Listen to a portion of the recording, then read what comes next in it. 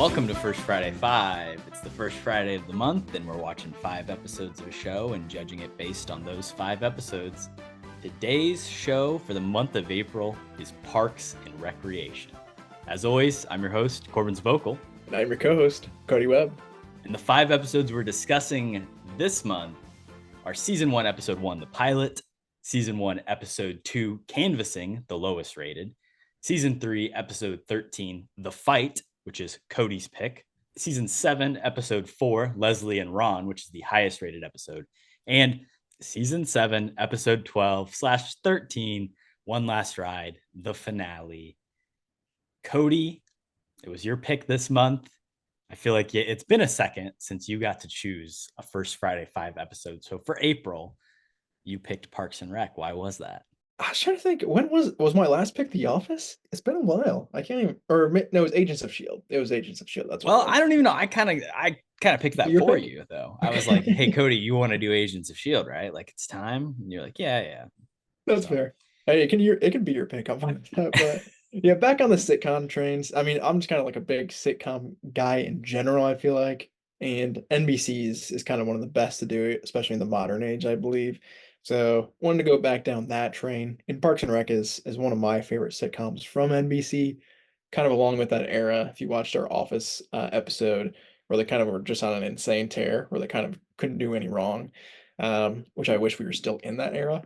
But this is a show I've seen multiple times. I think maybe 3 or 4, probably 3 times overall. So I think for me, it's like right below The Office pedestal. It's like The Office for me is just like one of my favorite shows of all time. And this is probably just one of my favorite sitcoms of all time.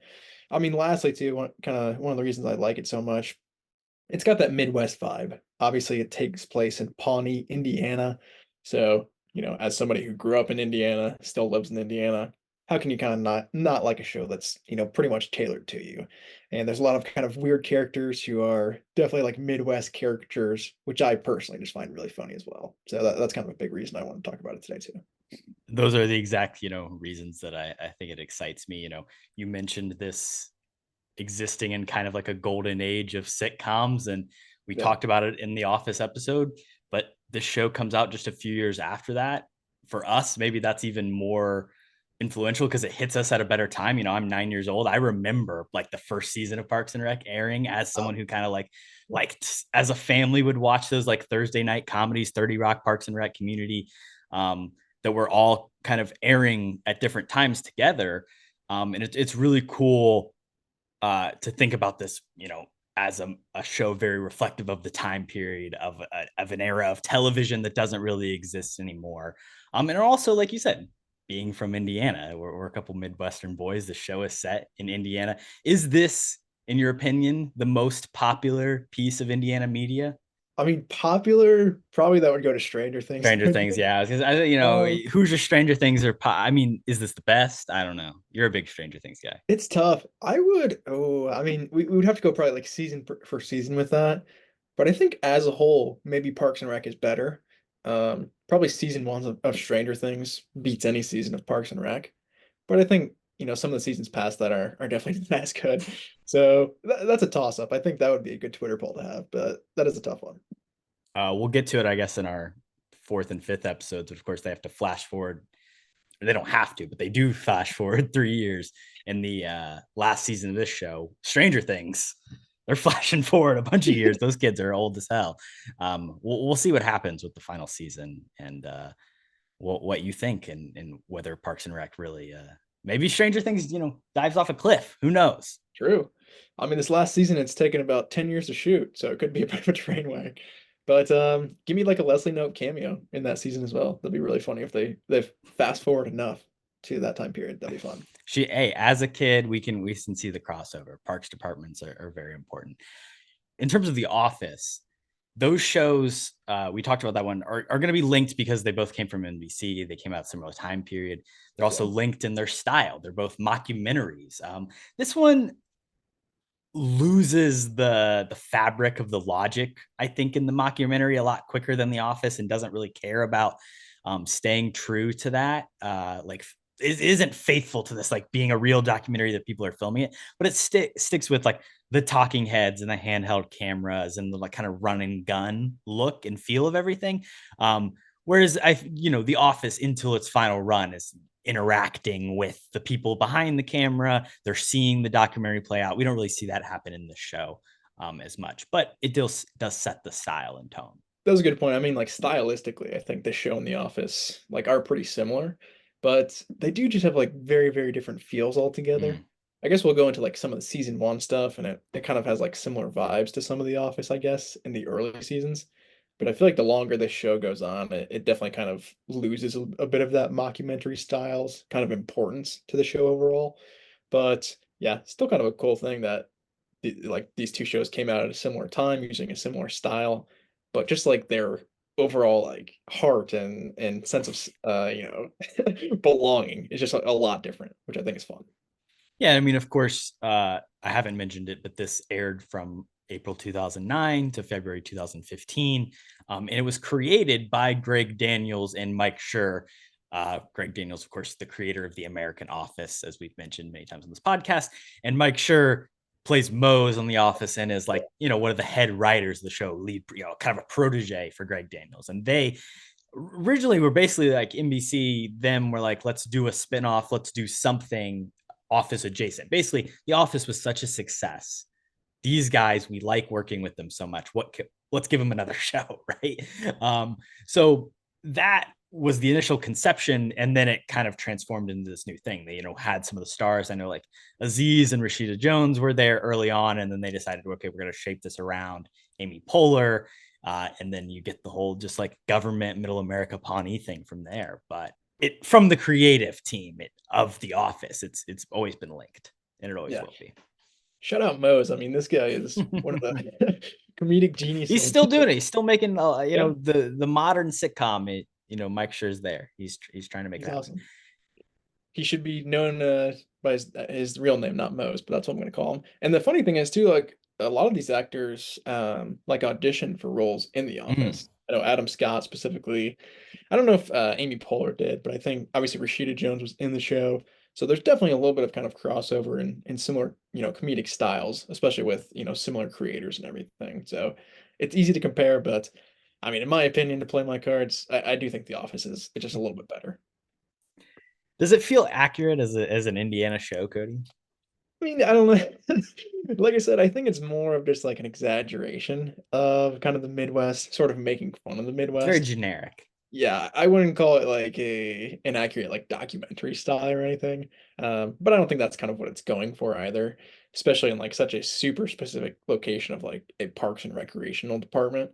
It's kind of hard to, I guess, I don't know that many like Parks and Rec people in real life. So I feel like just like creating characters like this that are somewhat realistic, like you're gonna be bought in regardless if it's kind of set in the same area as you. Yeah, I mean it's about like the weird people that make Oh up yeah. local government and just like bureaucracy and just as someone who from Indiana now lives on a coast and can kind of see the differences, like there is like a Midwestern feeling to this show, but it is Oh yeah. funny because like the writers, they like all their politics they did based on like California politics. They researched into local governments there. And then like as they were doing the season, like they were like, hey, have any of us even been to Indiana? And they're all like, nope. Like we don't actually know what it's like there. Wow. But Muncie, my home city, Kody, is very prominent in the Parks and Rec world. Of course, it's much maligned by many of the characters, except of course Jerry or Gary or whatever, Mr. Gurgich, Harry. who loves to vacation there. But for you, Kody, as someone not from Muncie, from the region a little bit, I guess, is this your primary relation to Muncie before meeting me, or you care about, I guess, basketball, so Ball State maybe a little bit, a little football, a little Yeah. action. I would associate the chirp chirp with BT, but I think you are right. This is probably one of my first kind of relationship with Muncie as a city. So maybe not the best start because everybody does hate on it a lot. Maybe that's where I kind of got some of my hate as well. But it's fun. I mean, they kind of poke fun at a lot of Indiana cities as well. I guess Indianapolis they kind of have some love for, which is nice. But yeah, Muncie, I mean, South Bend, I think there's a few jabs at it as well here and there.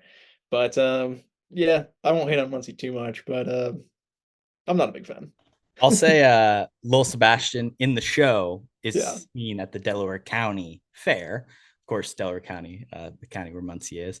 So shout out to that. But there's always this thing that people say is like, oh, well, Pawnee is based on Muncie. That's the big joke that they're playing. And I think on one hand, as someone who's now met a lot of people from other parts of the state, I think there's always people that are like, well, Pawnee's based on this part of the state or this city. Like everybody wants to say that a little bit, but there is some truth to the fact that the maps that are used for Pawnee, we'll see it in the episode you picked, season 3 episode, Chris Traeger's office. He's got a big map of Pawnee. It's a map of Muncie, Cody, turned upside down and mirrored, but it is the outline of the city of Muncie.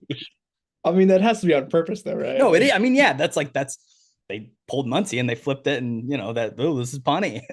Well, maybe that's a clear sign then. I did not know that, but I could definitely see it being kind of a parody of the city altogether. I think that makes a lot of sense in hindsight. Shout out to Yorktown, maybe the Eagleton of the Yeah, I was gonna Muncie say, situation. who's Everybody's Eagleton? got Yeah. one. Whoever Eagleton is, they should be very mad. But that is funny, and especially like even keeping it in Indiana, even if like you've never been to Indiana, I feel like like the vibe of Muncie, or the vibe of like an Eagleton type city. So I kind of love that overall, just sort of like the world building of the show. I feel like Parks and Rec always comes up on Twitter or X or whatever you call it. Is like every couple months there's some like new discourse or topic around something about it. And I feel like even just a couple weeks ago there was this whole thing of like Parks and Rec is very much a show of like pre-political divisive time. It's an Obama era show. It's a pre-Trump show, and obviously Joe Biden appears in one of the episodes that we'll see here today, Yeah. and others in the show as well. What do you think? Does that have any credence? Do you think this show could exist today? Do you think a political show like this, so heavily based in government, or do you think that's just kind of like people are overreacting? I think it is a valid response. Honestly, I think if the show was made today, it would probably get canceled after a couple seasons because, like, Well, in nothing one lasts today. like a show, like probably in like one random episode, they would like make a stance that people wouldn't like and be like, "Oh, you're picking a side. You're going that way," or Leslie Knope is too far this way or too far that way. So I think our political climate, like you had said, has kind of just gotten a lot worse, which sucks. So you kind of just be walking on a tightrope a little bit more, making a show about local government, which I feel like would be difficult. So I think it was kind of the perfect era for it. Like I said, Biden, he makes a couple cameos throughout the show altogether. Like nowadays, if you had like, Pence or Trump make an appearance, like everybody would lose their I minds. think So does Pence make an appearance? he might actually. I hope not, but there was I think a ton of politicians who ended up making a cameo at some point, just because it's hard to leave some people So. out. There's a picture of him on the wall of JJ's diner, which I mean, he is the governor of Indiana, so it makes Come sense. on, JJ, cancel JJ. Like that would happen. No, I mean, I think that's the thing. It exists in its time period for sure. I mean, like you say with that Leo movie, Don't Look Up, like it's hard to it's Yeah, hard it's to hard to even make fun of parody our the idea of political it. state. Like people like you People hate that hate the movie. Just government, yeah, well, I guess it's like lower level government, but I feel like but people this just hate on this show because it's about politics and they don't want to talk about politics. it's not about that though. Like the show really is about like all these people that are just like Right. coworkers. It's a Of course. workplace drama. It's about all these people falling in love and finding their relationships. Like every single person has to get their match. Like it's very much about The like Office. Yeah. the bureaucracy is the setting, but it is not necessarily what it's about. And if anything, it's just proving that like a lot of these systems are broken and don't work effectively in their current state.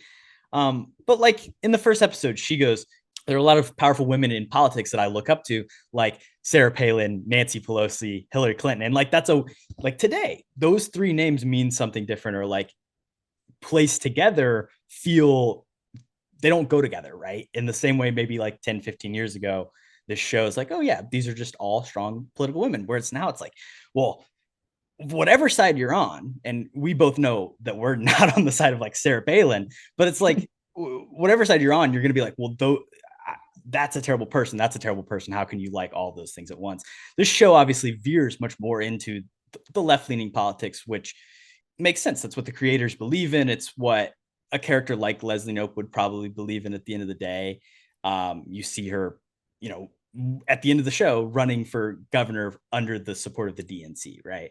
Yeah. But the show definitely exists in a time, and it ends in 2015 very clearly before that presidency ends. It's in, or before, you know, one presidency ends, the next begins a few years later. It's an interesting artifact for sure. Yeah. I think Palin might make a cameo too, if I'm not mistaken. Mm. But I think the thing that they do well with that, with the political side, is they kind of have characters who kind of are on both ends. Like Ron Yeah, Swanson is obviously like the complete polar libertarian. opposite of, yeah, Leslie Knope. So I think they're smart with kind of the setup. And like you said, it's not about politics. It's about these characters. It's similar to The Office, where it's not about a corrupt paper company. We don't care about that. We care about the people there and their relationships and their lives. So it's kind of just like the backdrop of kind of figuring out who these characters are and where they're going to go. And like these characters are rooted in wanting to help people. Obviously, in the first season, we can start to transition into our episodes. It's very much like Leslie and everybody else is working against her, right? And then later, everyone kind of begins to support her, and it's all about a team. But they're all just like, they're trying to help people. They're trying to make their community better, which is just a positive idea overall. So I think you could make this show. I think it would be a narrow tight rope to walk. But it would be interesting to see what the modern version would be. I agree. I wouldn't recommend making it today, but I'd watch it. Kody, let's talk about the theme song. Of course, we Oh always yeah. break them down, rate them against each other across our first Friday Five show, and this one's very similar, I think, to The Office. It's got a similar cadence to it. It incorporates real life imagery from Indiana as well as stuff from the show and character moments. I would say the song is much more peppier, upbeat. What do you think about this title sequence? I do like it a lot. And another thing I like too is like it's the exact same song from beginning to end of the show. There's Very no consistent. change at all, which we saw in a few of our episodes. That New Girl one specifically we always talk about. But Mm-hmm. I do like, I mean, it's a catchy little song. Boom boom boom ba like it, you just, I feel like it's a head bobber. You really can get into it. And it's something too that I don't think gets old. Like Mm-hmm. it's something that even now I probably would never skip. Like it's something that I really just enjoy, and it really just fits the vibes of the show too. So I'm pretty high on this theme song. And then I'll shout out in the opening seconds of it the ice cream giant and a Miami Indian statue that are, you know, just a couple miles north of from where I live. That, you know, real Indiana stuff being shot, local landmarks, Kody, included in the title sequence, which I love.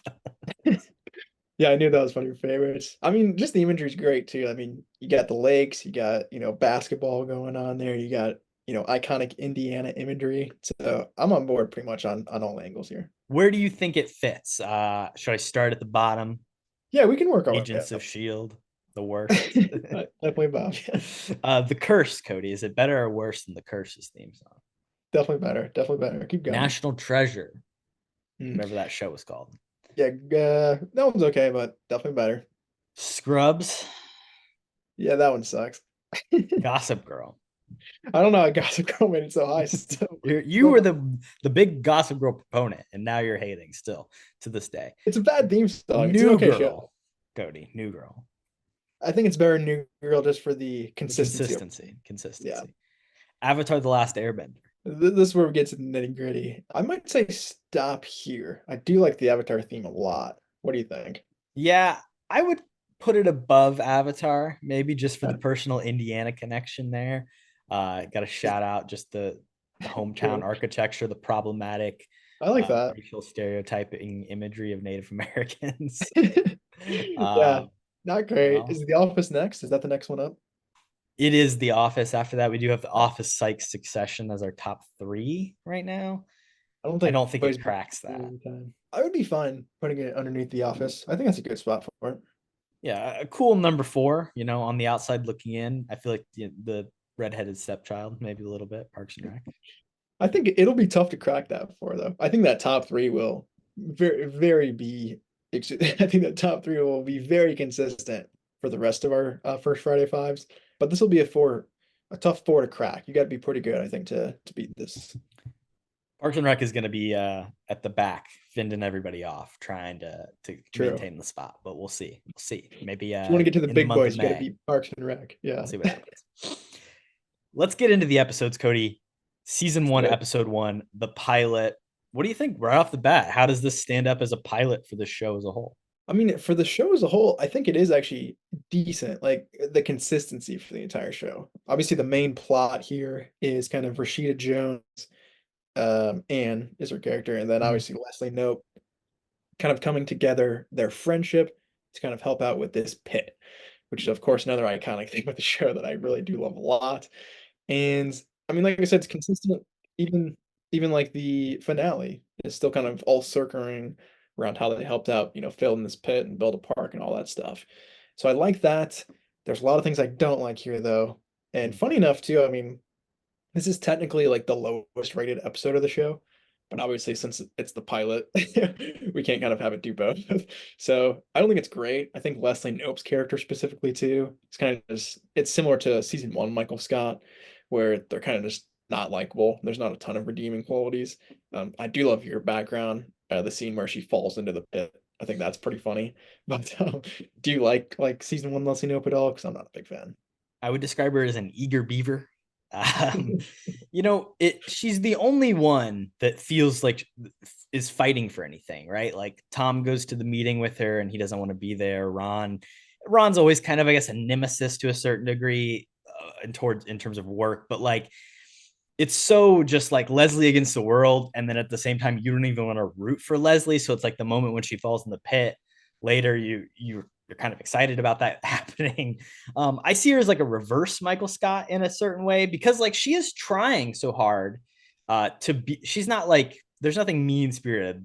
The original Michael Scott is mean spirited to start, and then becomes a little bit more endearing.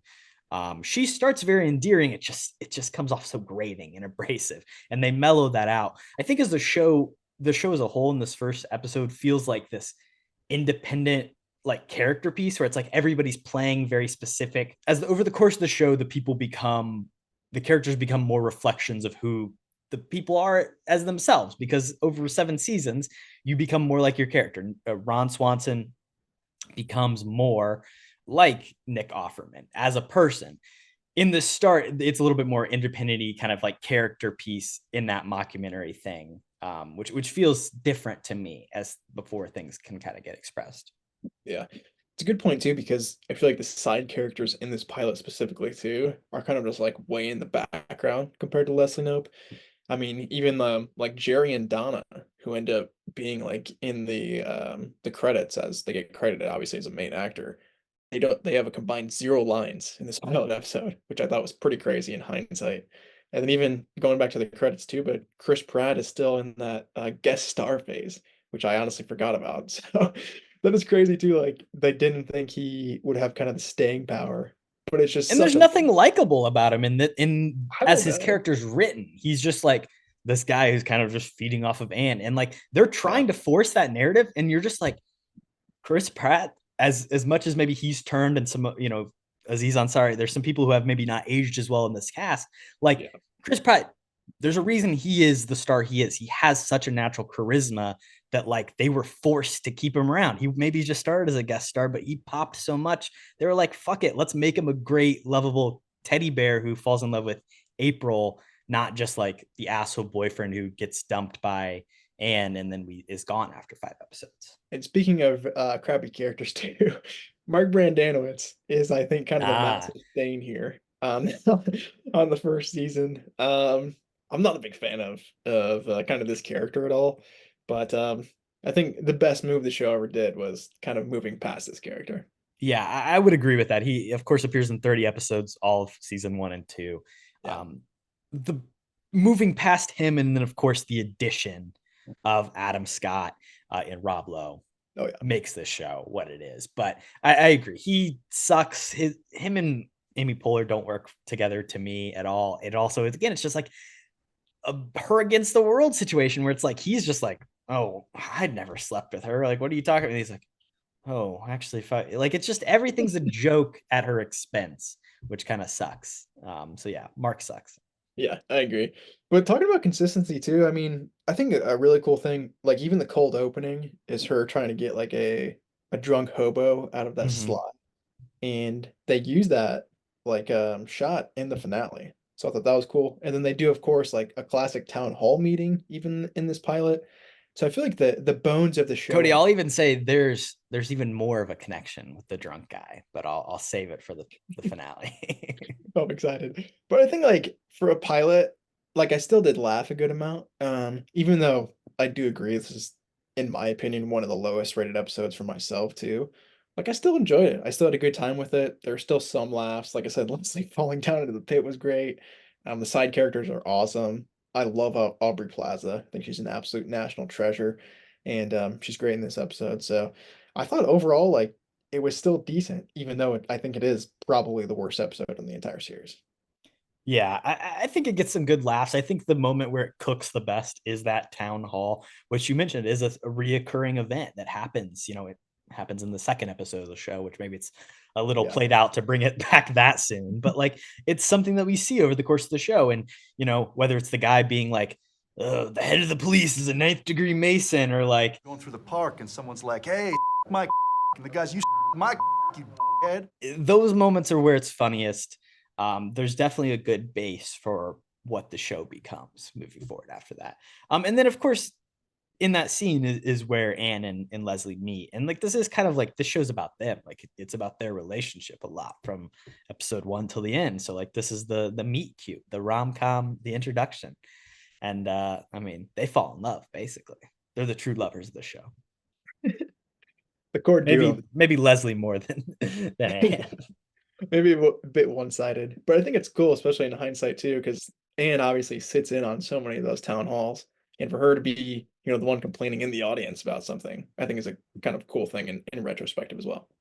And the promise she makes during that moment, I'm gonna build this park, which like obviously the park comes, it's not Takes a while. it's not the end of the show, but like it takes a while. Like Oh yeah. they use that to build a lot of the show off of. They get a lot of mileage out of, Yeah. hey, I pinky promise I will build a park in this lot. When Brandanowitz said you're gonna have to jump through a lot of hoops, he wasn't wrong, man. Is it likely? No, it's not likely. But is it possible? No, No, it's not possible. that may be his best line in the entire series. So shout out Brandanowitz. Yeah, all downhill from there.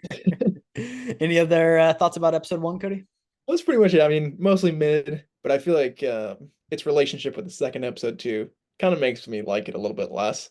So I think we can jump over to canvassing, I believe is the title. Canvassing, What indeed. were your thoughts on this episode? Not great. Technically an Easter episode when you think about Yeah. it. What is that cold open? It's so out of place, I feel like. Again appears at the end of the show in the Yeah. montage, like the Easter. I love it. It's a funny one for me. I love, Tom forgot to hide the eggs, like, but it just doesn't fit in the rest of the show. It's like a Yeah. funny idea. But this episode, I think it gets into the thing that people don't like about government is like, as especially in America, like people really don't like when the government gets in their business for no reason. So like this whole episode is about Leslie Knope stepping, like clearly doing the thing that every reasonable person sees as the wrong thing to do, and then just like repeatedly doing it. And like if this person came to my front door like this, I would slam the door in their face. It's crazy. Yeah. I think like that's all this episode is in a sense too. There's not a lot of kind of substance or depth here. It's literally just them going door to door and like The binder man. either people being like really weird, like the creepy stalker guy, child molester guy, Yeah, not or just good. like her being a dick to people. Like, oh, do you want to park? Yeah. Oh, well, come to this town meeting. Well, I have kids. I can't do it. Then she's like, what are you talking about? Can the 4-year-old watch the 2-year-old? Or you're a bad parent if you don't come to this. So she just like kind of flips on a dime and Yeah. yeah, really goes kind of sicko mode on some people, which is tough to watch. Leslie also has the interactions with her mother in this episode, which I just don't think really ever work. Her No. mother appears later, but I just think we don't care about her family as much. She also, this is a great line. Her mother is respected as Mother Teresa, as powerful as Stalin, and as beautiful as Margaret Thatcher. Great stuff. That's a great line. And one thing, talking about beauty too, that I noticed, I feel like Leslie in this episode, like her hair is just like 10 times better. I feel like similar again to that Michael Scott thing. They're The like budget, man. people just don't like looking at her, so we need to improve that. So I like that. And another small moment I loved here too is the rock band moment when they're coming back, and Andy and Brendan Davidson and Aubrey Plaza are just absolutely jamming on Maybe a rock. little early relationship. True. Hint That's there. their first kind of little moment, which I love. But I feel like just that clip, like I feel like I saw that on TikTok a couple weeks ago, and like that'll make me laugh every Yeah. single time. So shout out Chris Pratt. I could watch that guy playing Rock Band pretty much all day. They also in the town hall meeting do the filibustering bit, which is a thing that they do just like better later in the show multiple times. Like Patton this is the Oswalt. worst iteration. Of course, Patton Oswalt, the most famous one, where he spells out his plan for the sequels and I guess the Mandalorian in the Book of Boba Fett, as we've seen it play out. True. But just like this is in a way, this episode is almost derivative of like the best stuff that the show can be. Yeah, I think it has like good ideas, but it doesn't execute well on any of them. That was definitely in my notes as well. The filibuster, a fun idea and something they revisit a ton, I feel like, just because it's a really kind of odd political thing that you can kind of just pull out of your pocket at any time. But yeah, Patton Oswalt, like you said, did it 10 times better. I mean, Leslie Knope did it 10 times better, like The three other Phantom times. Toll Booth. Yeah. Hey, I read that book as a kid, so I always love that reference. But yeah, I think that those two specific moments are my favorite from this episode. But all the other kind of canvassing stuff, even the cold open with the Easter, I didn't really love it all. So I'm pretty down on this episode altogether. It was good timing. Easter, recently happened. I was True. feeling the spirit having watched it, but I guess you not so much, Kody. It's just because Brandanowitz is there, man. He freaking ruins everything. So Well, luckily we can move on to season 3, episode 13, The Fight. This is your pick, Kody. No more Brandanowitz. Why'd you pick this episode? So this was tough. For me, it was between two episodes specifically. I love this one, which we'll get into why, obviously. But I really wanted to pick the excuse me, not little, the Lil Sebastian Memorial one as well. Just because, I mean, What is this that? music, 100,000 candles in the wind. What is it? yeah. I believe that's it. Yeah, great song. And that episode's great. But this one specifically, I mean, it's of course the episode where Tom is he's got this bar basically and he's selling this Snake drink, Hole Lounge. snake juice, which is about the strongest alcohol, alive, evidently. And basically everybody kind of just, has a Part good 2 of our time. bracket, Kody, with snake juice. What do you think? We'll do that next year. Hop down. Snake juice will be pretty strong. I don't know if we need anything stronger from that episode, but it'd be good content. So I'm on board. But yeah, I think this episode's just a ton of fun because we get to see the crew kind of just, let loose, get hammered, and all of the above, like good hammered, bad hammered. We have obviously the big argument between Anne and Leslie here, which is kind of the revolving point of the episode. But also you have all of the side characters kind of letting loose. We see sort of another side of Ron. We see a really fun side of April and Andy. Even like Ben and Chris kind of have their little moments too that I really love. So I think especially when it's like that quick cut moment of like all of them when they're really, really hammered, just saying like random stuff, that just kills me every time. So I think that was the specific reason why I wanted to pick this episode. I mean, I think in the first episode there's like some alcohol use and like the drunk relationship. Like that's a thing that appears throughout the show. Like the way that kind of breaks down barriers and relationships, and I think it's interesting to see it play out. I think this one's a really fun episode. It's kind of the clubbier one. Of course, Tom Haverford always the stunter, putting on the event, trying to be a promoter out here. I don't envy you having to pick an episode, especially because with First Friday 5, this one being like 2 episodes from the first season, 2 episodes from the last season. Yeah. Here's 5 other seasons in between that you have to pick from. But I think you picked a good one for sure. And we finally, of course, get the introduction of the Ben Wyatt character, or should I say Ben Parker from the hit movie Madam Webb. Any thoughts on Madam Webb, Kody? I still haven't seen it yet. It's got to be coming to Max soon here, right? It's coming. Well, no, not a Max film. I would say probably it'll hit Disney Plus? Netflix. It's a Sony Ooh. picture, and typically they don't have a direct streaming service, so Netflix is the first place those things often land. That's true. I mean, it's the weird thing because I have the ad Netflix, and they technically have the new Spider-Verse movie, but you can only watch it if you have like the non. Oh, So wow. So maybe you might have to upgrade to yeah. I experience. mean, I would assume they won't do the same thing with Madam Web because who's gonna watch that anyway? Not fully gonna paywall that one. $20 to rent right now, I think is what this is telling Yeah, me. Maybe purchase. I think I'll hold on to my money. You could buy it or you can rent it.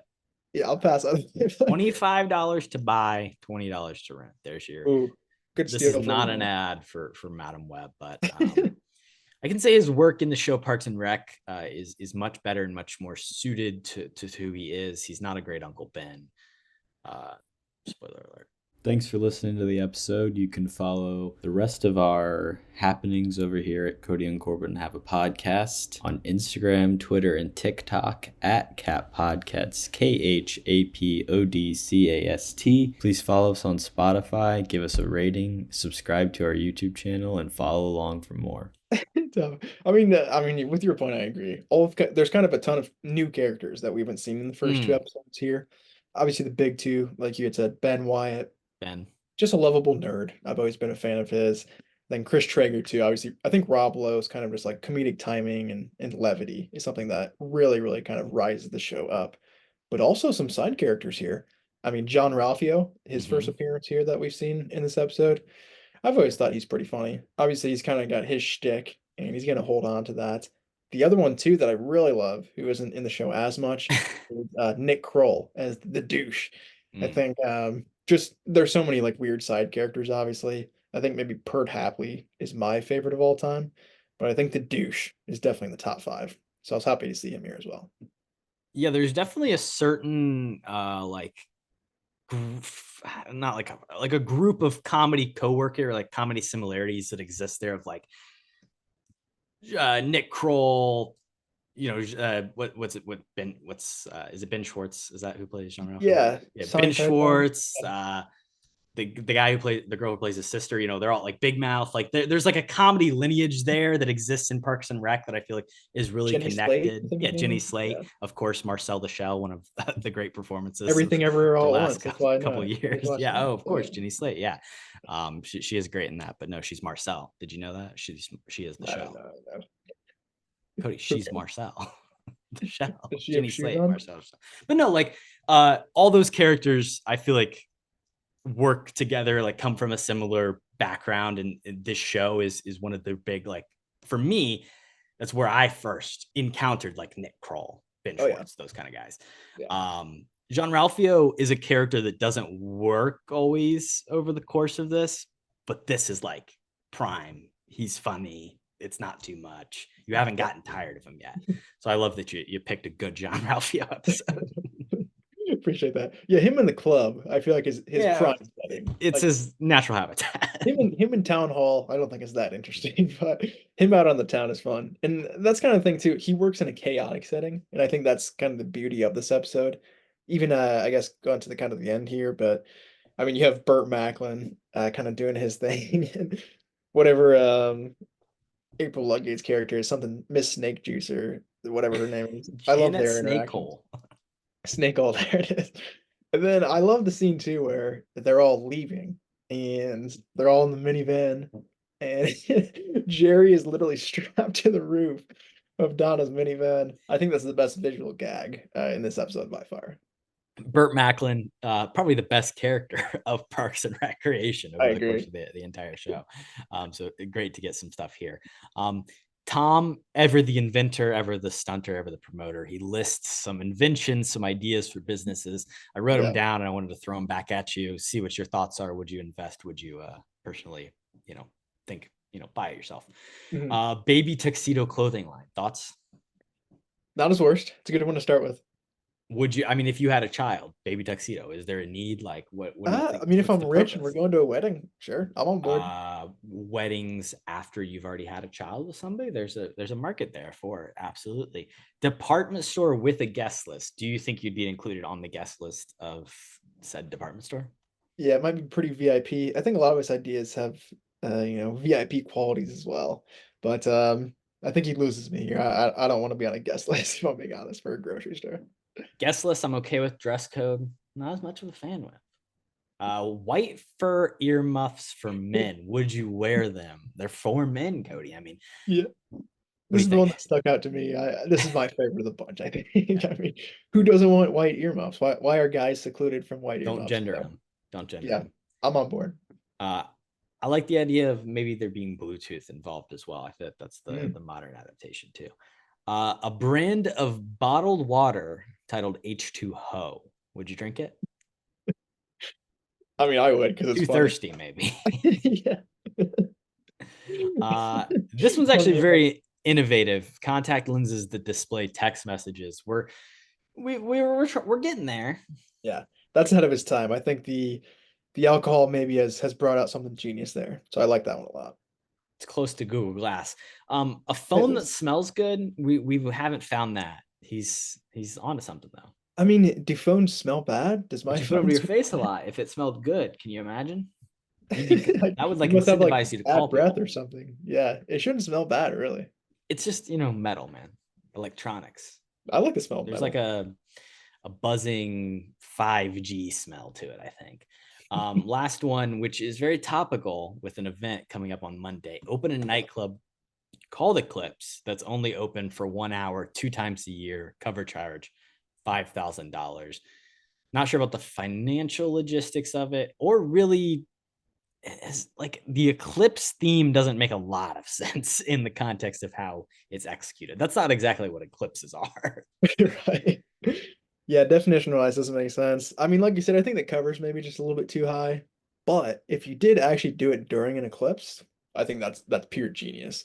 But other than that, yeah, it's kind of just like a marketing stunt that definitely won't work. So Better idea, either full moon or new moon, you pick a club that is open I mean, you're just about naming 12 times a Twilight year. movies at this point. So Well, only one of those is the Twilight movie, and it's the Eclipse worst one. and New Moon. I didn't say Eclipse. I didn't. I guess Tom Haverford said Eclipse, but name your bar full moon. Then you got about 12 times a year.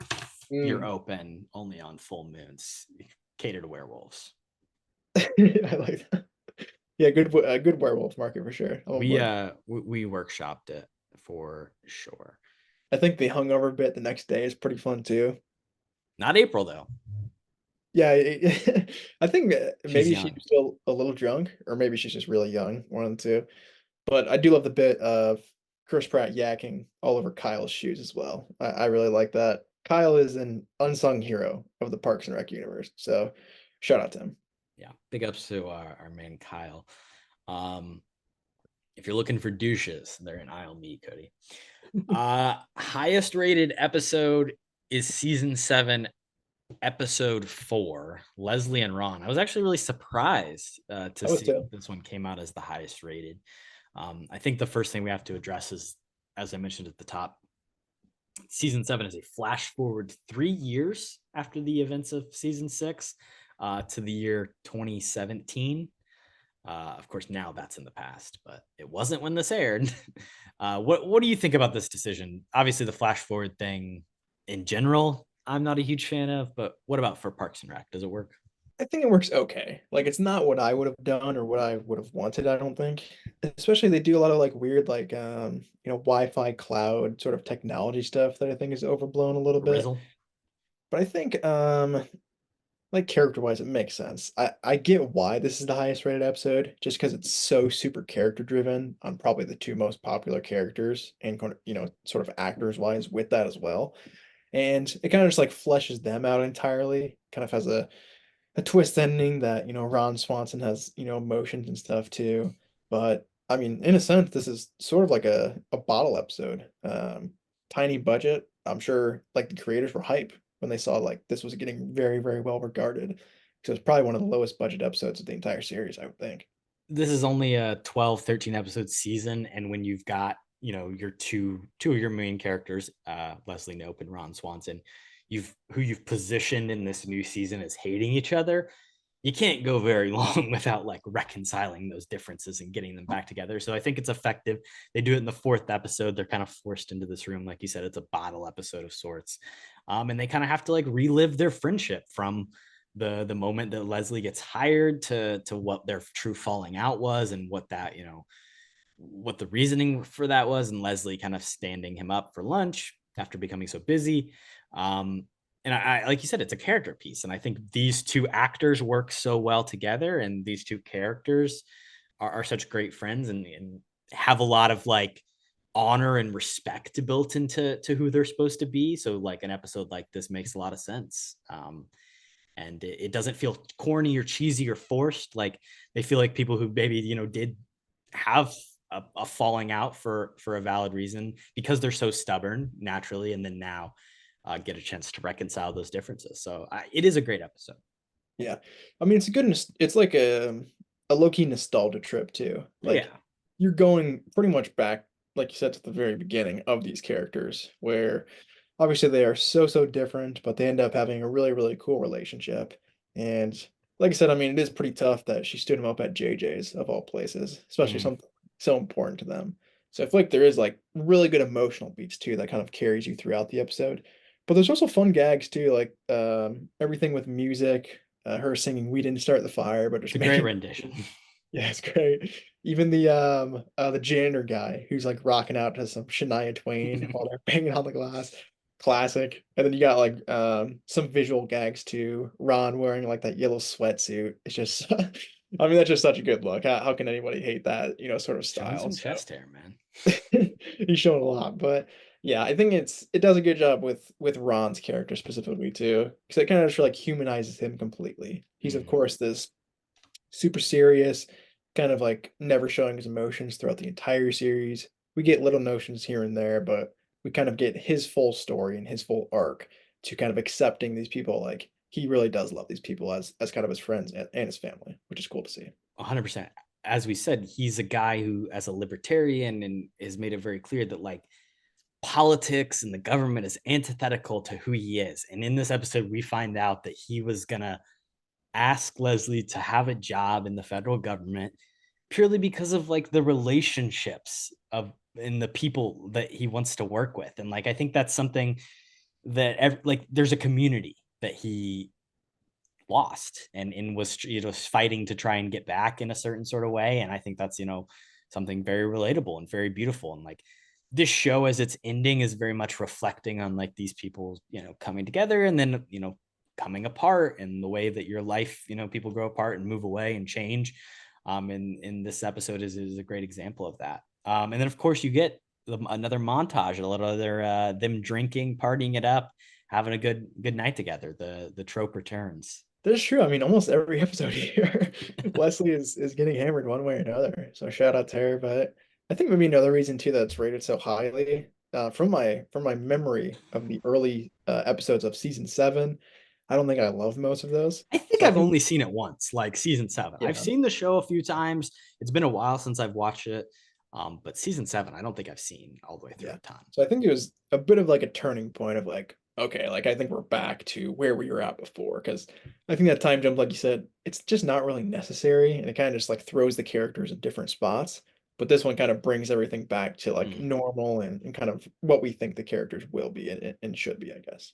Yeah, I think that's a really great point. You've got to kind of come back to center. Like they jump you forward 3 years. You're trying to figure out where is everybody. Let's Yeah. just get everybody back to the relationships and the positions that we understand, and make this show great. Something that I don't like about this last season, and maybe it's just so jarring from the jump to season 3 to season 7, but it seems like it looks too good. Like it's almost too well made. Hmm. Like the lighting is real dramatic and direct. And I know they're trying to do like a futury thing where like they're trying to make the building look nicer, and there's some, but like it just doesn't look like that. Like I said, that run and gun, throw up some lights, like it feels very much. There's a lot more makeup on everybody. There's a lot more lighting. Like even the later seasons of The Office never felt this like dramatic and darkly lit and serious as this episode. And of course it's in a room at night, but I think this season 7 is a little bit different toned in just the filmmaking. I thought you were going to say Billy Eichner, honestly, but no, that is Oh, that too. with the visual style, you're right. It is definitely different. I mean, it's like Parks and Rec in 4K almost. Like it does Yeah. feel like I guess futuristic in that sense. Just I by mean, it's the 2015, man. They had really great cameras. The Office never made it that far, I guess, to be fair. But yeah. it's a weird. I mean, I watched Abbott Elementary today, and I think it does a good job of still feeling a little bit like this is just in a real school running. This just it felt so much like a set. Everything in this episode. And I think maybe it's because of that like futuristic, like you said, style Yeah, they're trying to go for in the season, which I'm not a big fan of anyway. So I agree. the application stuff is really great. Of course, the final line of hire her. It's Yeah. a beautiful character moment between the two. And of course, Ron tears down Anne's old house, but he keeps the wood and makes a beautiful picture frame. Kept the door and made a massive frame. So I guess that's kind of It's a very thick frame. yeah. Kody, we move on to season 7, episode 12/13, the finale, the big 1 hour. Where did you watch? Was this a Peacock watch for you for Parks and Rec? Okay, so did you see the producer's cut of One Last Ride that I also watched? Yes, that was the only thing available. So yeah, I don't know what else. I don't know where you find the other version, but are you aware of the changes from the producer's cut to the original? Did you look it up? I'm not. I assume it would just be adding on maybe a couple little backstories here and there. I guess future stories, if you want to call them that. I think here in a second we should run through kind of all the little everybody's journey. There are 2 backstories that are shared in the producer's cut that were not in the original episode. That's a little teaser for you. Yeah, go ahead. Billy Eichner. It's gotta be one. No, Billy Eichner is I believe in the I thought John Raphael made the cut too. I don't know then. It's gotta be some super small side characters I'm just forgetting. Well, you'll have to wait and see.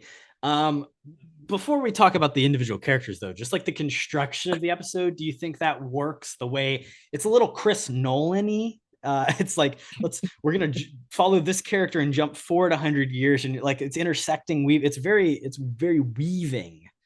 Is it effective? I like it actually. Obviously, it's centered around sort of this. I mean, it's in the title, One Last Ride. It's sort of like the Last Dance documentary where the whole crew's together. I think the Last Dance would have stole it from this. I guess maybe they stole it from the Come on, Jordan.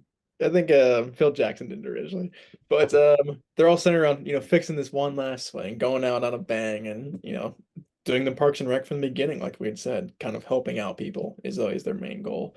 And then obviously with that, running into all these side characters, and also like you said, going into the future for all of these characters as well. I think it's pretty effective. Maybe it's a little bit too long, but I think with a finale, you have the ability to kind of go as long as you want, and I'm not going to really complain. But it really just feels like all of these characters, we know exactly kind of where they're at and where they're going. So I feel like just from a fan perspective, they did a pretty good job just, finishing everybody's arcs. Is there a such thing as flashing forward too much, Kody? Because we this whole season is a flash forward, and then this whole episode is another series of flash forward. Like it is like Inception. It's like Inception of flash forwards because we already flash forward, like you said, this entire season. Yeah, I don't know. It's an interesting structure, but I don't really know how you could do it any better because you want the whole crew, together at one point, and then they do bring them all together again, kind of in a super flash forward, I guess. So I like that. I don't know. That's in Joe Biden's time period. We'll talk about that. 2025. What is Joe Biden doing in 2025? This episode has a lot of thoughts, but we'll get there. Oh yeah, that's true. The swing, the central plot device that you mentioned, the guy who shows up and says this swing is broken. That's the drunk man from the slide. Is it? Okay. I would have never turned his whole life around. Leslie pushed him down the slide, and here he is, returning to the source, making a government move. It's a fun detail, but I would have never guessed that in a million years. So kind of a useless factoid, I feel like, Loki. The first person we see future is Donna. Hers is in 2023. We jump forward to where she's living in Seattle with Keegan-Michael Key, who's a teacher, and she's a Seattle real estate agent. Good future. I think it works pretty well. I love the cameo there. I don't know how many episodes he actually appears in, but fun to get a guest star appearance in the finale. Yeah, maybe like 10, 15-ish. I mean, I love Keegan-Michael Key. I think him and Donna's chemistry specifically is very, very good. So I always love seeing him in there. And I thought her arc was actually pretty cool as well, where obviously throughout the entire show, her and Tom are always, treating themselves. So the fact that, she ends up, treating herself and, giving back, to the community and everything is, I think, a really good arc for her character. We love her giving back to the students, the kids, 4 episodes as Joe Meagle. And I don't know if that counts as 2 of them here, or I guess I could Yeah, I'm click the surprised he's drop not in down and more. find out. Shout out Keegan Michael Key. That guy is in everything, but I thought he was in more than that. That is cool. My toad, my king. Next is Billy Eichner, Craig. And I actually wanted to ask you another question. How many episodes does Billy Eichner appear in? Ooh. I think he only comes in season 7. It may be late season 6. I'd guess 15. 16, Kody. Look at you. Ooh. You're all over. Yeah, he's a season 6 and 7 guy only. Nice. But yeah, it is kind of weird to think about that he gets a moment in the finale. I don't think that's a producer's edition, but it wouldn't surprise me. There are 2 others I know for sure. His whole thing, he's like a singing crooner, and then he gets married to that Typhoon character. And then we jump to them being like super old. It doesn't land. Yeah. I thought that flash forward was the most useless one. Like, I thought just them ending it, him singing in Tom's bar, was kind of a good ending. But the Typhoon character is fun too, but I don't really know why we needed to see them like 80 years old, and that scene didn't really. What are they in, like a aquarium or something? I don't even remember. They're in some sort of car or something. Who knows? Plane, something like that. Yeah, it kind of, again, it's the futuristic thing. I thought maybe they were in a spaceship potentially, or they were like headed to the I believe sun, it. like a Wall-E people situation. Not really Wow. sure.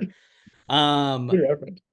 Andy has a moment. Little digression here, where he just like lists all these fast food places, and I think that's like a really beautiful thing about Middle America. We have a lot of great fast food. Kody, thoughts on that? You can go to Muncie, drive down McGallion, just see we got it all. Hardee's, McDonald's, Wendy's, Subway, Applebee's, everything is around. I don't know why Applebee's was included in the list, but I think there's something very Midwestern about that line that he throws out there. Yeah. He's moving away. Where am I going to get my KFC, my Taco Bell, my He's Pizza worried. Hut? They do have it in other places. Where's he gonna get his food from, man? I mean, this is a very big life crisis. It's a very different. As someone now who lives in a different place, like yes, there's fast food here, but it's like a different, the way, like the amount and the locations, and just like driving car culture is a different thing. Going through drive-throughs in the Midwest is huge. Everybody's traveling by car. True. I would say too, like probably the fast food's better in bigger cities than smaller cities. So I think he shouldn't be worried too much. Of course, their flash forward is about them, maybe having a kid, wanting to have a kid. They eventually have a kid, and the baby is born not on Halloween, but technically November 1st. And then Andy has a little bit of a Taken speech to Dr. Saperstein, who makes a cameo. Were you glad to see Henry Winkler in the finale? I do like Henry Winkler's inclusion throughout the show. Obviously, is John Ralphio and Jenny Slate's a true heel of the show, a true foil. Yeah. I think he's a fun actor and he really handled that role. But yeah, I thought that gag was funny with the Taken and the whole Halloween bit. And I think it's a good arc for their characters too. I think it does leave them in a good spot where obviously April is, hesitant to have kids, which is super fair. But I think them as a family is definitely something that makes sense, sort of long term. So I thought that was cool too. Aubrey Plaza in that scene, all-time woman that just did not have a baby. Like, does just like she's just there, like doesn't even look. It was let's do this. The easiest pregnancy and birth ever. That is like a really April Ludgate thing, though. So yeah. I respect it. We do get the Jean Ralphio backstory here. He's really creepy in this episode. He's very much like up in the I love Leslie Knope camp, which I guess is established at other points in the show. I don't know. It doesn't work for me at all. But the flash forward of his fake death is a great gag. And of course, the don't be suspicious moment is born from here. I don't even think I realized that. I didn't either. When I saw this, I was like, this can't be the first time like it's in the show, right? But I'm pretty sure it is. So I think that's a really cool thing. Like that's a clip that stayed kind of consistent in pop culture, I feel like. Yeah, I mean, it's obviously, in the age of TikTok, it's become a sound and utilized heavily there and gone viral over and over again. But the thing is, like, in the filmmaking of it, it's interesting because he kind of claps and the mic becomes a little distorted and he sounds weird. So there's a certain like Don't be suspicious. Don't be suspicious. Don't be suspicious. Don't be suspicious. Don't be suspicious. Don't be suspicious. Don't be suspicious. Don't be suspicious. Don't be suspicious. John Ralphio? audio quality to the whole moment and the way it's filmed and they're outside. Like it just kind of like it just sounds so weird and out of it is strange. It doesn't I don't know. It was a great soundbite though. Probably my favorite from the entire finale. So shout out John Ralphio. Like you said, I mean, character wise, he's kind of hit and miss a lot, but I feel like, iconic stuff and music wise, he's always on point. So shout out to him. Yeah, I mean, in the snake hole episode, we didn't mention it. He's doing a bunch of raps that he adds a syllable into the freestyle. Anyways, one too many. Our first producer cut, Kody, Jam. What we see happen with Mr. Dentist and him becoming a hibachi chef was not in the original version. So Gotcha. I don't think we needed that. That's a super small detail too, but yeah, Jam, like he's a fun character throughout, but yeah, I don't think it's necessary. So that doesn't surprise me that got cut. Then finally we get Tom. His whole thing, he has his bistros and then those fail. And then he makes a documentary about how his bistros fail. And then he's going to write an action movie. He mentions that there's recently released 10 Fast, 10 Furious, Tokyo Drift 3. So obviously this is I think this is supposed to be 2023 or 2024 or something in this universe. At the release of this episode, Furious 7 came out a couple months later. Gotcha. Do you think that that's a good joke to make at the time? Or do you think come on, you could come up with Fast 10, come on. I think it's good. It's topical, obviously, kind of the Fast franchise at its peak. I just don't think they're trying very hard. I think they could have come up with something that's a little bit smarter than 10 Fast, 10 Furious, Tokyo Drift 3. I think it's so dumb it works. His title, do you have that one down? I like his title. It was something about fire burning Beijing, right? Was there something Chinese about it? Or it was something Beijing at the end. I thought that one was a little bit more creative, I think. So I think they went with a dumb one and then kind of just a fun, creative one too, which is fun. But yeah, his arc, I don't really love kind of the storyline, if I'm being honest. Him writing a book about his failures, and then the book is just about kind of all the characters of Parks and Rec. Yeah, which character are you of my friends? It's I don't know if that would necessarily be successful. I feel like that would be a failure as well. So I don't know. He's a little bit of a Jordan Belfort TED Talk. Yeah. Again, ever the stunter, ever the promoter. There's a little bit of a snake oil salesman quality to Tom. I feel like they just didn't know where to go with his character in a sense, which I don't blame them, but I thought it was an okay ending. I probably would have gone a different direction though. Gary/Jerry/Larry, he goes on to become the mayor and just keeps getting elected over and over and over until eventually he retires and he dies at age 100. Honestly, this would be one as well that I would have guessed would have been a producer cut. Jerry. Wow, you don't think Jerry makes the OG episode? Jim O'Hare. He's a fine character and everything, but I don't understand why he's the mayor. I get it. Jerry appears in 121 episodes. He is the fourth most episodes of any cast member. Right, but I feel like if you look up line wise, he's probably outside the top 15 pretty easily. So he's a great background character, and he definitely gets his piece here. I always liked his kind of moments with his family and stuff. So I feel like that was a super sweet one to kind of end it with him surrounded by his family. But another joke about his wife, throw that in there. Of course, yeah, those are nonstop. But yeah, him being the mayor, I kind of just don't like, and I feel like is the least realistic thing out of everything here. So he slated to die in 2048. So look forward to that. He's got another 24 years. 100 years is tough. Shout out to him. The next one, Kody, was a producer's cut, and it's Shauna the News Lady getting her, which is crazy because it's Paul Rudd, but I thought that. I did not remember him in the so finale. Strange. It's weird because you get Paul Rudd, but you don't include that in the real version. But Bobby Newport is a fun character, and it is cool to see him appear in the finale, but it is so weird shoehorned in the Shauna as a character who, let me look up how many episodes she's in. Jeez, I don't know. Yeah, what are your thoughts, Kody? I'd say maybe she's in probably say, I don't know, fifth. Shauna Malwae-Tweep in 14 episodes. Okay. So But she's Kyle in 16 episodes, and he doesn't get a fucking background flash forward. So I don't know. he is in this episode though, shout out to him. But yeah, the Shauna character, she's kind of like sprinkled throughout the entire run. So I kind of like her inclusion. And the Paul Rudd cameo is awesome. I mean, I wish it was actually in the original cut. But bringing them together, I don't know if character-wise is the best choice. And like they get married like on the same day they met, I believe, which is kind of just stupid, which again, I guess works for the Well, characters. yeah. But yeah, I don't know. This was definitely, I think, one of the lower things that I didn't really need to see. So it makes sense. It got cut. Again, same thing as you. When I was watching it, I was like, what the fuck? This was in why are we doing a Shauna?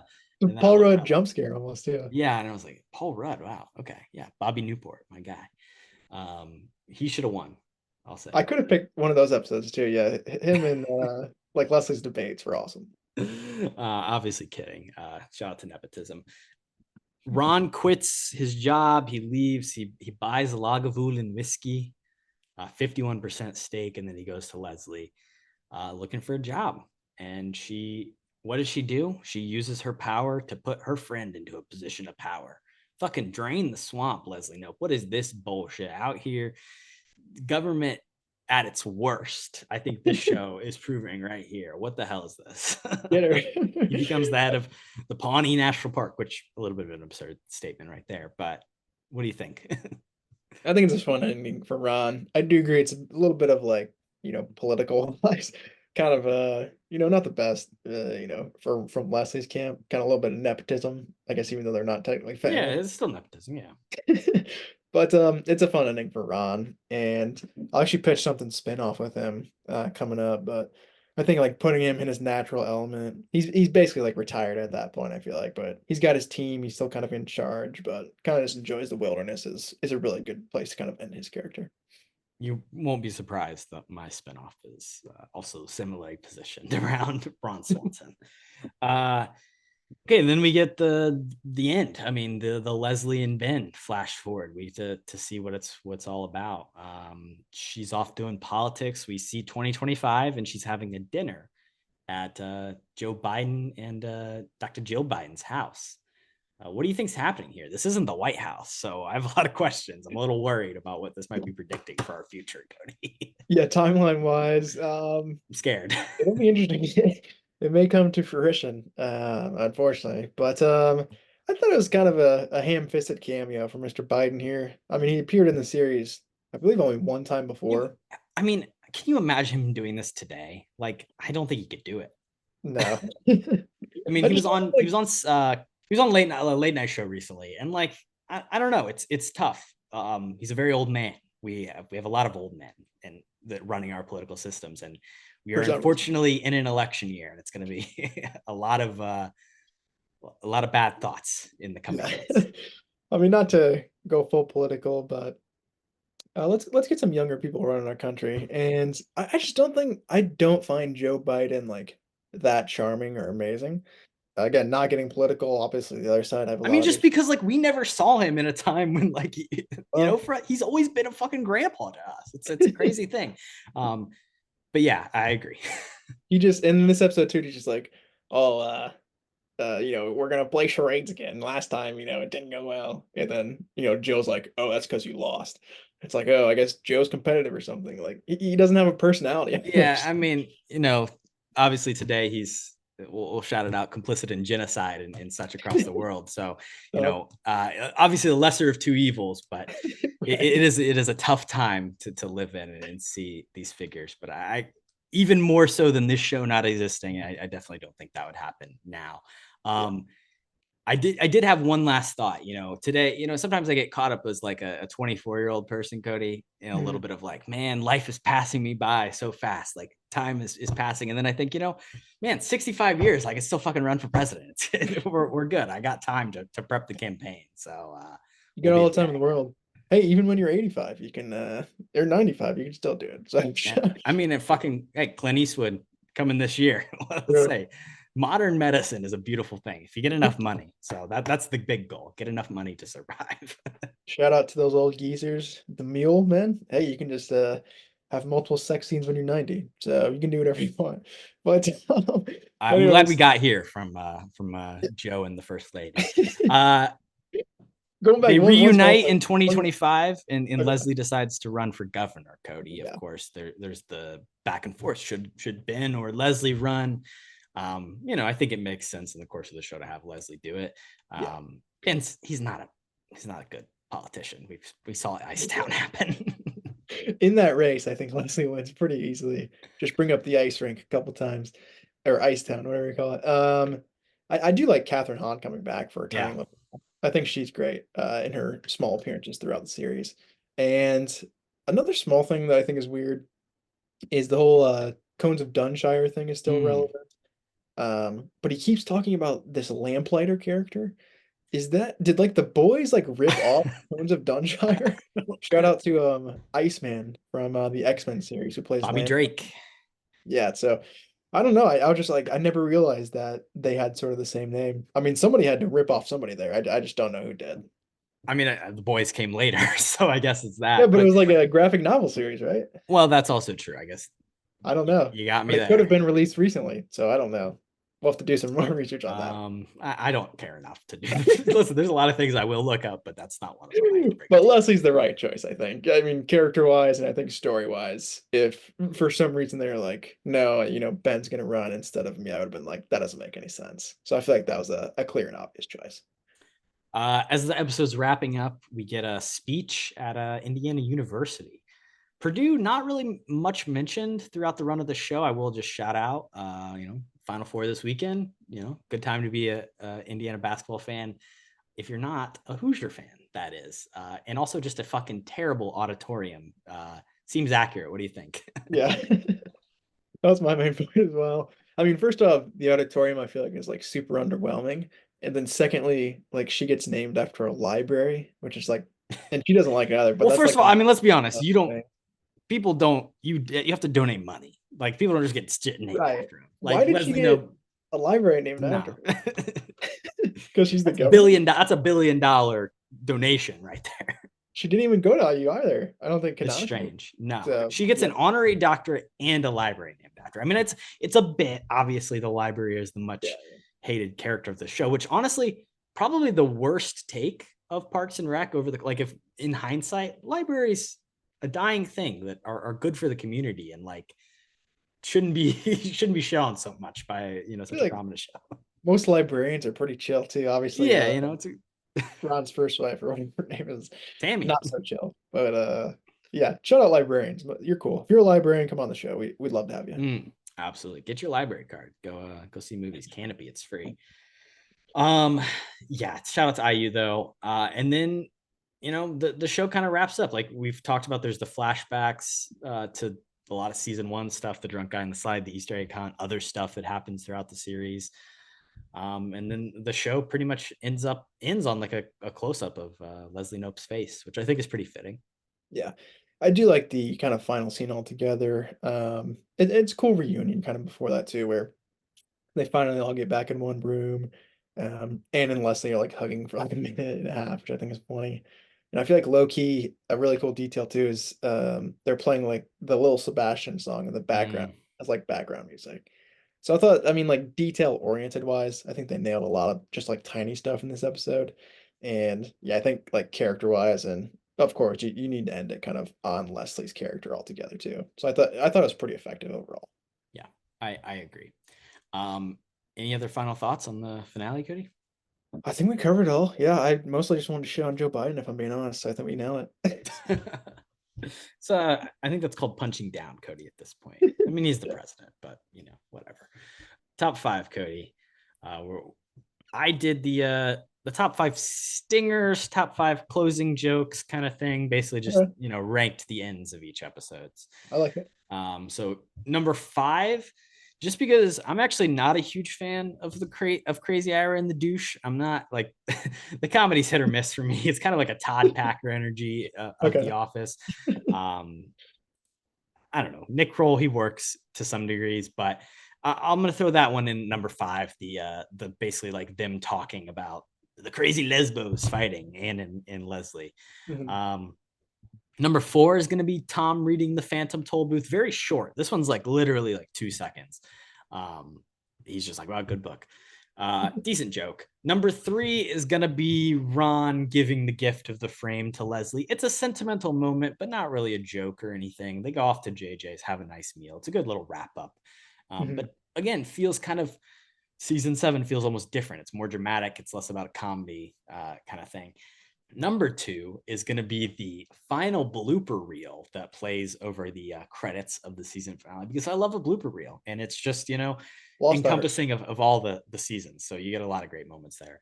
And then number 1 is the pilot episode. It's the Ron Swanson, like it's the chance you really get to see him cook in the pilot, where he's like detailing everything on his desk, the landmine, and then he goes, Bobby Knight. And again, as Purdue graduates, both you and I are not necessarily Bobby Knight fans, but I think for men of a certain generation, a guy from Indiana, that very clearly spells out like who Ron is to a certain degree. And being a Bobby Knight fan, having that up on his wall, it means a lot. It's just like a great character moment, and incredibly hilarious. Yeah, that's a great number 1. Another great episode too is when he is like a youth basketball coach and he goes so the pyramid, man, the pyramid. True, the pyramid. Great list. My list, I mean, it's kind of similar, but I just went with top 5 quotes. So I took my favorite quote in a sense from each episode, and I'll kick us off with number 5. It is a Ron Swanson quote, and it'll show up on here a couple times. It comes from the Ron and Leslie episode, and he says, "I'll do anything. I'll talk to a man with a ponytail." Classic line. Yeah. Going on to number 4.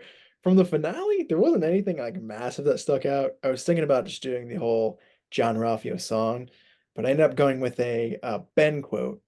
Well, it's kind of combined, him and Leslie, but he goes, it's when their kids steal all the food. He goes, "You want some broccoli?" And he goes, "No," which I think is just funny from her character. Going to number 3, this is where they really kick in here. Number 3 is a Tom Haverford quote from Canvassing, and it's when he's recruiting all the sod people or whatever. He says, "Are you going to commit to coming to this meeting tomorrow, or are you a bitch?" Great quote. Had to make the top 3. Number 2, going back to the pilot, it's another Ron Swanson quote. "I would rather work for Chuck E. Cheese." I think that hits hard and hits the heart, so I love that. And going to number 1 for my episode pick, it's another Ben quote. One line, "Baba Booey."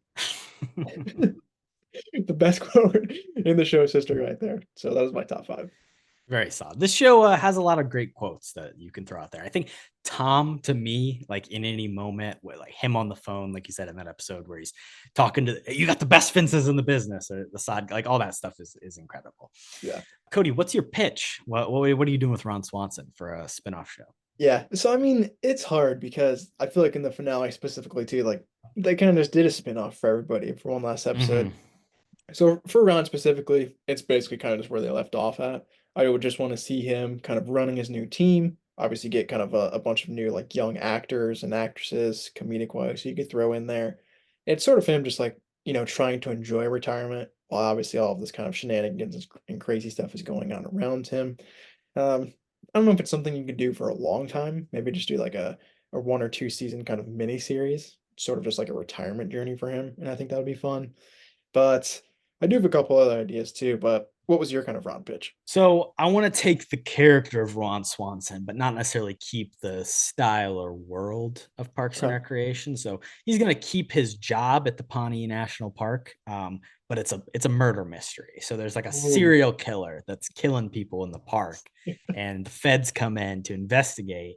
But since he's like the head park ranger, he's dual investigation. So it's He's him taking and responsibility. somebody comes in. So it's just he's the only character from the Parks and Rec universe, but I love he's got that. all of his little park rangers underneath him working. You get a fun little cast together. So real dark and ominous.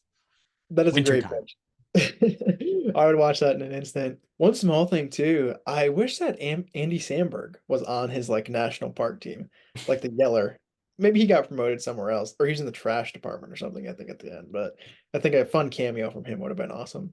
My other couple pitches too, I kind of wanted to see just like maybe a Leslie Knope spinoff where she legitimately like runs for president.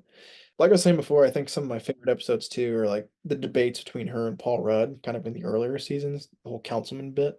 So I think like going all out and doing like a no holding back, kind of just absolute fist fight of her going for kind of a presidential bid. Would be Like a super, big super fun. campaign run documentary, like full-fledged. I Go think for that'd it. be dope.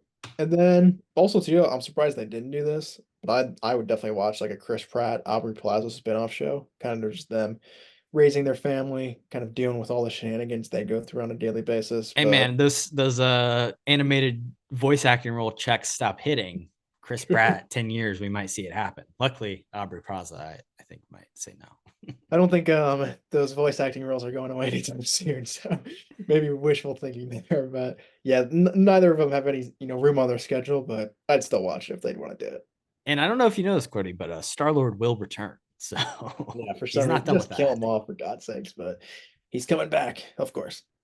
It's been recently reported that there will be an Office sequel or a spinoff or something Saw that. being done by Greg Daniels. It's like a reboot, but it's in the same universe. Right. I mean, to me, the thing that they should be doing is the same thing that Parks and Rec turned into. Like, take the concept, the idea, just like make a workplace drama and just find a new setting, find a new world, a new place. Like, why does it have to be? I mean, because of IP, that's why. But like, why does it have to be in the Office universe? Like, what is the connection? They've run out of places, though. I mean, they went to the police station with Brooklyn Yeah, Nine-Nine. I They mean, went yeah, to I mean, community every college. show. Where else do you go? They've run out of ideas. You got to go back to the beginning. Yeah, I don't know. Listen, Greg Daniels. I don't know if Mike Schur is involved at all, but like, they've made a lot of great TV, and they're very smart TV writers. So like, I'm sure whatever they create will be interesting and funny. I don't know if it will resonate in the same way that The Office did 15 years ago. Probably absolutely not. But Could be a bomb. I mean, we got a Muppet style Office series. I mean, also, is it going to be like a direct to Peacock show? Because like, is it going to air on NBC? Like, I don't know. What's the space for this type of content? Yeah, I mean, if you got like Superstore and stuff running, live, they would get The Office running live, I think. But I don't know. Could you name more than one show actively airing on NBC right now, Cody? I mean, is Superstore running? Does that count as? I don't think it is. I think that show ended. I think it might have 2 years ended ago. I can't think of a. No, Brooklyn Nine-Nine ended too, didn't it? A long time. I mean, that guy died. Cody's that show ended. I don't know if I can name a current one. That's tough. Superstore ended in 2021. I mean, that was like 5 years ago, almost 3 years. I don't know. Can you name one? I can't think of any. No, I couldn't. There's got to be one that we're I mean, hey guys, we're bad podcast. We're not tapped in. We don't know what people are. I mean, like the Chicago Fire Med PD, like that's a whole night of 3 hours of television that they program. But that's obviously not comedy. I mean, I don't know. My parents, like, not really. Old but people. Probably Biden. Hey, him and Jill, they sit down.